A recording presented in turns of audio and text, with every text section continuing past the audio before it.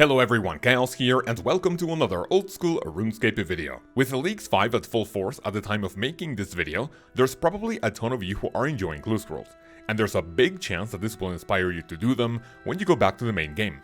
With great quality of life changes to them in recent months, I thought it would be the perfect time to do a little refresher on how to be super efficient on this fun little activity, which is old school RuneScape's equivalent of loot boxes and gambling. Boys and girls, if this video is useful, remember to subscribe with notifications on, drop a fat like for the YouTube overlords, and you can also join our Discord server with the link in the description to flex your clue scroll loot with our amazing community. Since I am a clue enjoyer up until I get 150k out of one of my master caskets, this video will be the ultimate guide for clue scrolls. We'll go over what they are and why you should do them, how to get each type of clue efficiently, the best path towards master clues, how to cheat your way through terrible steps, and finally some important requirements and information about stash units. Ladies and gentlemen, get ready for the ultimate clue scroll guide in old school RuneScape, and let's begin. For the uninitiated, clue scrolls are little pieces of paper obtained from different sources like PVM or skilling that give you different clues to follow around certain areas of the map depending on their difficulty, all leading up to potentially juicy chests at the end. Think of it as a treasure hunt you would do, taking you to a big surprise at the end. I say difficult because we have 6 tiers of clue scrolls in the game. We've got beginner, easy, medium, hard, elite, and master.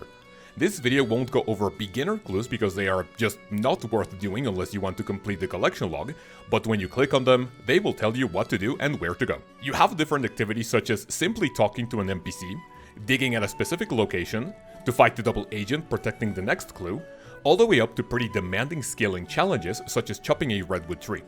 The amount of steps you have to do is different for each one, and this can be a random number in a range of 3, meaning that beginner clues can take from 1 to 3 steps, all the way up to masters taking between 6 and 8. The reason why you would want to do clue scrolls is that all of them have valuable items you can get for your collection.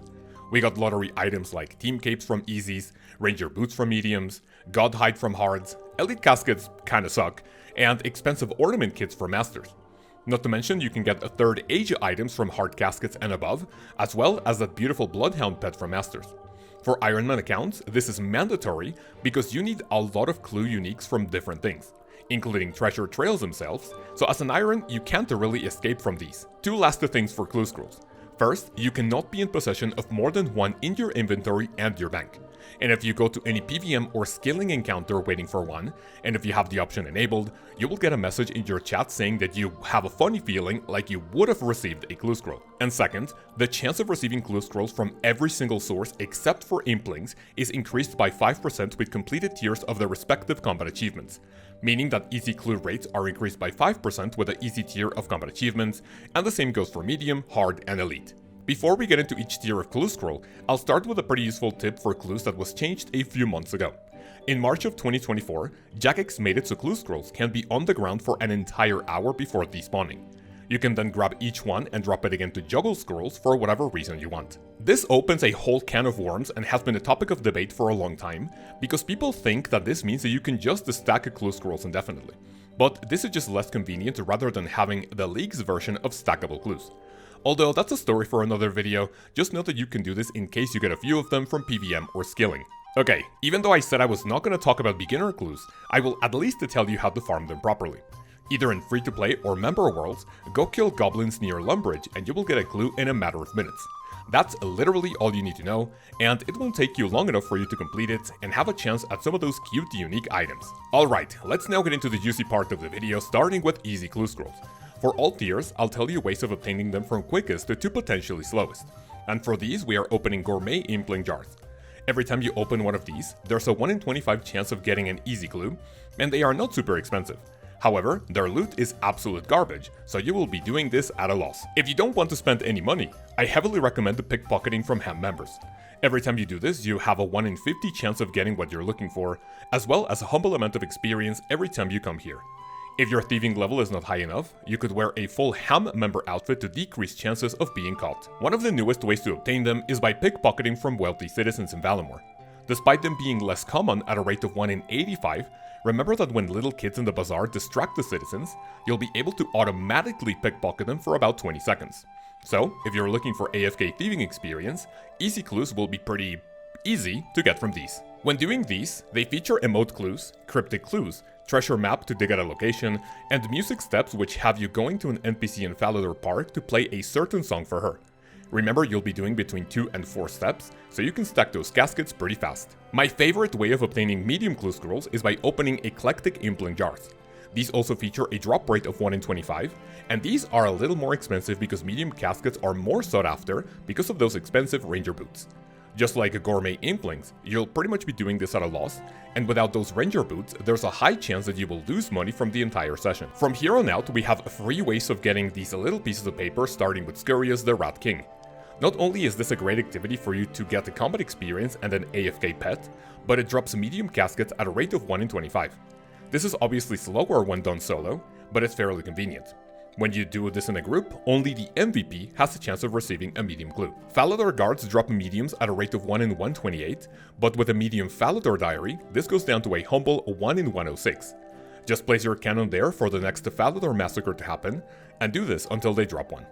A potentially faster method I like is by setting your cannon in the lighthouse basement dungeon to slay Dagonauts, and since you have more in the area, that 1 in 128 chance is not going to feel that bad. On top of the same type of clue in the previous category, we have anagram clues, challenge clues, coordinate clues, and cipher clues. This last one is just a scrambled name of an NPC you have to talk to. You'll be doing a medium from anywhere between 3 and 5 steps, but it will all be worth it for the tiny chance at those elusive ranger boots. Hard clues is where things get a little more tedious if getting them through passive means. But just like the previous tiers, you can obtain them from ninja impling jars also at a rate of 1 in 25. At the time of making this video, each of these items go for 70 KGP, so it's not really recommended unless you have a big cash stack and you want hard clues quickly. Despite the loot being a little better, you are also going to open these at a loss. If you don't have any hard clues in the bank, killing Skotizo guarantees you get one. It's one of the very few instances of a monster dropping something at a 100% chance outside of things like bones or ashes. If you don't have the pet, it drops it at a rate of 1 in 65, but keep in mind that this will take quite a bit of time to get one of those dark totems. If implings sound too expensive and you don't have dark totems in the bank, your next best option is to kill jellies in the Catacombs of Corinth with either barrage spells or the Venator bow with a potion of goading. If this sounds like too much effort, you can simply go to Hellhounds while you AFK, and since they are aggressive, they will be on you for up to 10 minutes. Both of these drop hard clues at a rate of 1 in 64. We have other quick ways to get them passively if you're hunting for pets, simply doing some casual slayer through bossing. The first one is by going to the Phantom Muspa who drops them at a rate of 1 in 40, but kills are going to take a little bit longer. My second favorite way of getting them is through Serachnis, also at a rate of 1 in 40, so this will be much faster than Muspa, especially if you don't have a T-bow or a Shadow. The final tier of clue scroll you're able to get normally is Elite. These take slightly longer to obtain, but we also have a ton of great options, starting with one exclusively for billionaires. You have a 1 in 50 chance of getting one from Dragon Impling Jars, and I say billionaires because each of these go for above 500 KGP at the time of making this video. And if you get an elite clue on the average drop rate, this means each will cost a humble 25 million GP before selling the loot. I have a 15 billion GP bank and I don't think I'll ever do this, which is why the second best option is to get elites is also through Skotizo. Apart from the guaranteed hard clue, you have a 1 in 5 chance of getting the elite one. And yes, if you're lucky enough, you can get both the scrolls at the same time, which is why Skotizo is a great way to start looking for those master clues, since you can get 2 of the previous 1 in 1 drop. Again, if both of these don't seem viable to you, we have to default it to PVM and bossing. My favorite way of getting elite clues is also through Serachnis, who drops them at a rate of 1 in 60. And if you have great gear, this means that you can get 1 elite per hour, since Serachnis can die pretty quickly. The Phantom Muspa has a 1 in 50 drop rate for these, which sounds better, but again, KC is going to take a little bit longer. My third and last option is to kill the solo versions of the Wildy bosses with an imbued Ring of Wealth, which makes it so your chances of getting any clue scroll in the wilderness are doubled. For Artio, Calvarion, and Spindle, this means a drop rate of 1 in 50, and this effect also works for any monster in the wilderness. So killing something like Hellhounds will improve the drop rate of 1 in 35 for hard clues, in case you want to try something else. And now let's get into Master Clue Scrolls. A lot of people ask me how to get these on stream, and there's only 2 ways to obtain them. If you remember, I said that you can get from beginner to elite normally through drops or implings, and that's because Master Clue Scrolls are not dropped by any source. So, how do you obtain these? The first one is how I have gotten like 90% of my Master Clues. By going to Watson in Hosidius, you can give him clue scrolls from easy, medium, hard, and elite tier. When he has one of each, he will give you a master clue which you can then keep in your bank or do right away. The second one is that each tier of casket excluding beginner has a chance of containing a master clue inside. Respectively for easy, medium, hard, and elite, you have a 1 in 50, 30, 15, and 5 chance to find one inside the casket. This is only recommended if you're hunting for collection logs, because this is not a great way to obtain master clue scrolls, since you could go heavily dry, and you're better off using clues to guarantee the master. If you remember, I said that you can only have one clue scroll per tier in the bank, but because of Watson, you can indirectly have 3 master clues at once. Keep the first master in the bank, then give Watson another set of clue scrolls for each tier, and he will hold the master one for you. And by having yet another set of clues in the bank, you are essentially in possession of 3 master clue scrolls. This is what I always do for 3 per session, so I am only disappointed once every few days. Now I want to go over a little path towards master clues so you can do them either focused or casually in case you're also looking for the Bloodhound pet. Keep in mind that this is what I personally do, but you can use any of the methods talked about in the video, or even depending on how you personally like getting clues of each tier. If I'm focused on hunting masters, the first thing I would do is to kill Skotizo for a 1 in 5 chance of getting an elite clue along my guaranteed hard clue. If I get the elite, good. If I don't, I just move on, not wasting another totem when I have a hard clue with me. If I don't want to start with Skotizo, I'll simply do PVM until I get an elite clue. Like I said before, my favorite encounters are Seracnus, Muspa, and solo wildy bosses just to mention a few. When I have my elite, I open Ninja, Eclectics, and Gourmet Impling jars until I get hard, medium, and easy clues. Go to Watson and hand them in for my first master. If I wasn't opening Impling jars, I would first go to the Catacombs of Korend to Barrage Jellies, or AFK Hellhounds until I get a hard clue. Remember, you could have also gotten hard clues through Seracnus or Muspa, but stick to the Catacombs for low effort hard clues. For mediums, I would take my cannon to either the Lighthouse basement to kill Dagonauts, or Falador to slay guards, and finally head over to the Ham hideout to pickpocket Ham members for that 1 in 50 easy clue. When I have one of each tier, hand them into Watson for him to hold, and repeat for a 3rd time until I also have an additional set in the bank. With this ready, I technically have 3 master clues waiting for me to do. I am now going to show you a massive technique I learned recently thanks to my friend Connor, aka Dealsev on stream. Please wish him good luck on the mining pet in the comments below. I personally heavy dislike master clue steps that have you doing 3 things at once. But did you know that you can abuse the drop mechanic to keep 3 good steps indefinitely? Well, here's how it works. I want you to do master clues until you get a 3-stepper with really good locations you can get to pretty quickly. When recording footage for this video, I got one that had me going to the Keymaster, Shiloh Village, and Port Phasmatis. When this happens, keep that master clue in the bank forever. You are then going to drop it and get another one from Watson when you have 4 clues of each tier. Do master clues until you get another 3-stepper with terrible locations. For my second one, I got a step that requires me to go to where you fight Camille during Desert Treasure 1. I don't want to do it, so what I do is I drop this terrible clue, pick up the good one, and then go to the 3 steps from the master clue I am indefinitely keeping in the bank.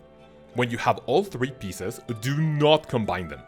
Go back to drop the good clue, pick up the bad clue, read it, and then combine the pieces to skip the bad locations. Luckily enough, the very first master clue I got, I received an even better 3-stepper, so I did the same process to ditch the old one. You will eventually find a better 3-stepper so you can forever avoid the places like the Shadow Dungeon, the VLD Cave, and the spot where you fight Camille, which are heavily cringe. The only downside to this is that you are not going to be able to stack 3 masters at once, and you will have to do a master as soon as you get it. The final tip I want to show you before some closing information is that you can technically save the number of steps in any clue scroll. Some of you might be like, hey, hold on a second, isn't that something you can only do in leagues? Well, yes and no. Despite leagues saving the number of steps naturally, thanks to the new drop mechanic being able to juggle clue scrolls for up to an hour, this is something you can also do in the main game. If I'm doing, let's say, hard clues and I get one that I don't want to do, like for example a hardcore needing to go to the Wildy for a step, you can do that clue up until a step you don't want to do. And then you're going to drop it. Go hunt for a new one, And if you check the steps, you will see that the number has been saved as long as the previous clue scroll is still active in your session. What I mean by this is that if a clue has a step that you don't want and is still on the floor, the new one will have the same number of steps, and you can finish the new clue scroll with a theoretically lower number of steps, but still up to the usual number related to that clue scroll. This stops being true if you don't have any clue of that tier active either on the floor, in your inventory, or in your bank. And by getting rid of all of them, the number of steps will go down to 0. You can do this however many times you want, but remember that the more you juggle due to not wanting to do a particular step, the more annoying it's going to be. Remember that Elite and Master clues have steps that require you to go to Falo and Sherlock. Some of these are not too bad, like showing Falo a Mark of Grace, but for Master clues, Sherlock will have some pretty steep requirements like chopping a redwood tree with a full lumberjack outfit. If you can't do this, simply do the trick method before to skip if you don't have 90 woodcutting. Finally, every single tier of clue scroll has steps that require you to wear a specific outfit to do an emote for a double agent. Every single one of these items can be stored in a stash unit, needing different materials for each tier, and this is going to free up a lot of bank space. You can then see which ones you have built and filled at Watson's house in the board next to the door. Ladies and gentlemen, that's pretty much it for this video. I hope you enjoyed and you learned something useful. If you did, tell me what your favorite tier of clue scroll is and why, and bonus points if you tell me if you have gotten something cool from any tier. Include the term RSN and your username in your comment, and you'll be entered in our weekly bond giveaway, for which we will pick a winner on Friday's stream. A massive thank you to all the people you see on screen for supporting this channel monetarily. All your support goes towards my wife and my puppy to keep them happy and well fed. If you enjoy what I do here, consider clicking the join button below to see all the cool perks and benefits you can get in the videos, in the live streams, and of course in the Discord. In the next one, we'll be going over the best mobile methods for old school RuneScape in preparation for Leagues 5 dropping on November 27th. For now, I hope you have an amazing day, have an amazing week, and I will see you then. Peace.